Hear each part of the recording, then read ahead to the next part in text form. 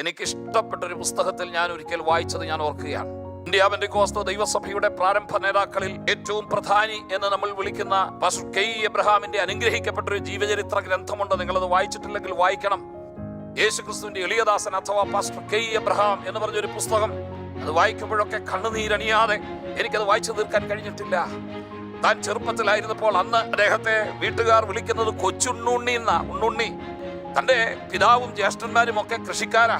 അവര് നേരം വെളുത്തപ്പോൾ കാർഷിക വൃത്തിക്ക് വേണ്ടി പറമ്പിലേക്കും പാടത്തേക്കും അവർ പോയി.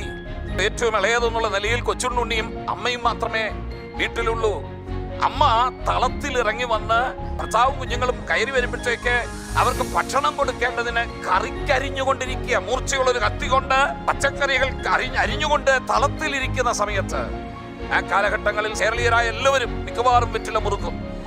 അതുകൊണ്ട് എവിടെ കയറി ചെന്നാലും തളത്തിൽ ഒരു വെറ്റിലച്ചെല്ലം കാണും. ഒരു വലിയ പാത്രത്തിനകത്ത് വെറ്റിലയും പുകയിലയും അടക്കയും ചുണ്ണാമ്പും എല്ലാം ശേഖരിച്ചു വെച്ചേക്കും.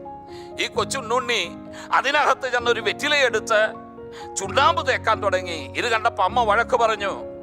അപ്പൊ എന്ത് ചെയ്യുന്നു? ആ വെറ്റില അവിടേക്ക് ഇട്ടിട്ട് മുറ്റത്തേക്ക് ഇറങ്ങിപ്പോയി കുരുമുളക് ചെടിയിൽ നിന്നും ഒരു ഇല പറിച്ചു കൊണ്ടുവന്നു. എന്നിട്ട് പാത്രത്തിനകത്തിരിക്കുന്ന ചുണ്ണാമ്പ് കൈകൊണ്ട് തോണ്ടിയെടുത്ത് ആ വെറ്റിലയിലേക്ക് വാരിത്തേച്ചു. കുറച്ചല്ല, കുറേയേറെ അങ്ങ് വാരിത്തേച്ചു.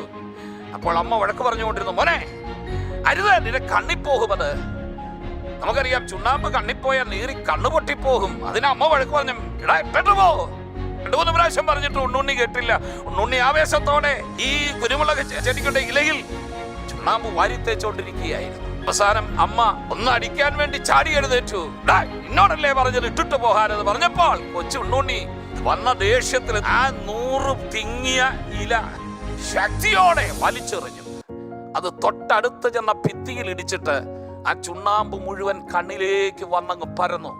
നിങ്ങൾക്കറിയാം, കണ്ണിൽ ചുണ്ണാമ്പ് വീണാൽ അന്നത്തെ ഒറ്റമൂലി ചികിത്സ എന്ന് പറയുന്നത്, ആശുപത്രി ഒന്നും വന്ന് നാടുകളിലില്ലല്ലോ, രക്തം വീഴിക്കണം, രക്തം കൊണ്ട് കഴുകണം കണ്ണ്, എന്നാൽ രക്ഷപ്പെടാം. സാധാരണക്കാർ അങ്ങനെ കണ്ണിൽ ചുണ്ണാമ്പ് വീണാൽ കോഴിയെ കൊന്ന് അതിന്റെ രക്തം ചിന്തുകയാണ് പതിവ്.